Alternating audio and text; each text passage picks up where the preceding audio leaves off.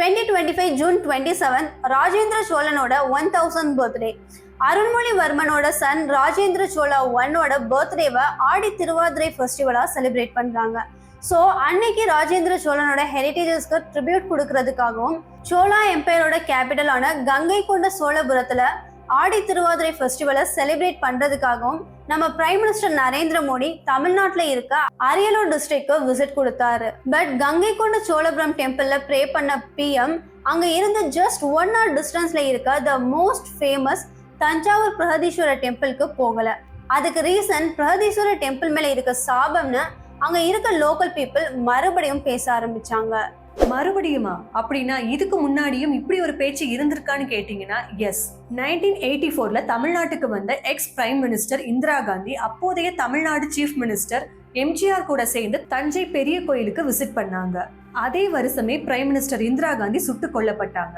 And எம்ஜிஆருமே அந்த வருஷ கடைசியில சிவியர் ஹெல்த் இஷ்யூவால அஃபெக்ட் ஆகி அதுல இருந்து 3 yearsல இறந்தும் போனாரு.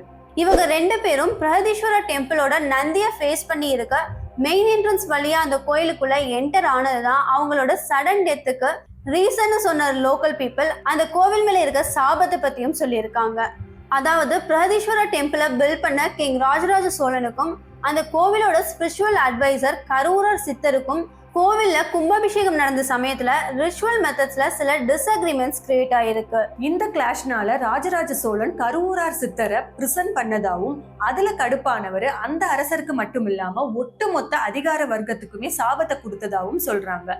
அந்த சாபம் என்னன்னா, எனி ரூலர் ஆர் பவர்ல இருக்க எந்த ஒரு நபரும் இந்த கோவிலுக்குள்ள வந்தா அவங்களோட ராஜ்யத்தை இழந்து இறந்தும் போவாங்க. இப்படிப்பட்ட ஒரு சாபம் இந்த கோயிலுக்கு இருக்குன்னு சொல்ற லோக்கல் பீப்புள் இதுக்கு பயந்து இங்க வர பொலிட்டீஷியன்ஸ் இன்னைக்கு வரைக்குமே மெயின் கேட் வழியா உள்ள வராம சைடு என்ட்ரன்ஸ் வழியா என்டர் ஆகுறதா சொல்றாங்க.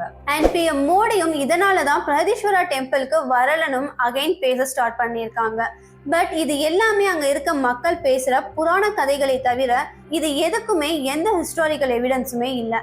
அண்ட் பிஎம் ஆல்ரெடி ஷெட்யூல் பண்ண ப்ரோக்ராமை ஃபாலோ பண்ணியிருக்காரே தவிர இன்டென்ஷனலா பிரகதீஸ்வரர் டெம்பிளுக்கு போறதை ஸ்கிப் பண்ணல. ஸோ இதை பத்தி நீங்க என்ன நினைக்கிறீங்க? இந்த சாபம் வெறும் மூட நம்பிக்கையா ஆர் இது இந்த கோவிலோட ஹெரிட்டேஜை ஸ்பாயில் பண்றதுக்கான முயற்சியா?